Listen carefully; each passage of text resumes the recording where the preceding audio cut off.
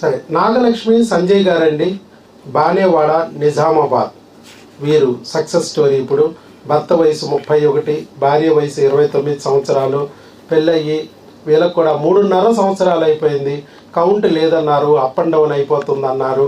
3 IUIలు చేశారు. ఆవిడికి irregular cycles అయిపోతున్నాయి, అమ్మ నీ డేట్లు రావట్లేదు, ఐవీఎఫ్లకి వెళ్తే బెటర్ అమ్మా, IUIలు 3 కూడా ఫెయిల్ అయినాయి కదా అన్నారు.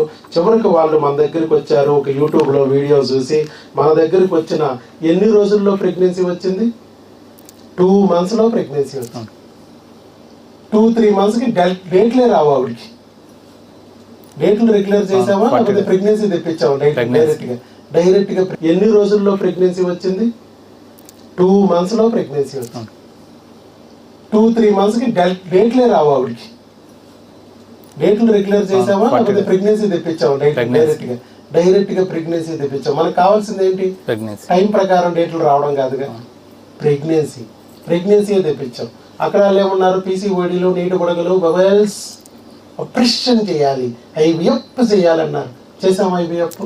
చేసామా ఆపరేషన్? మరి ఎలా సాధ్యమైంది? 2 నెలల్లో వచ్చింది ప్రెగ్నెన్సీ న్యాచురల్గా.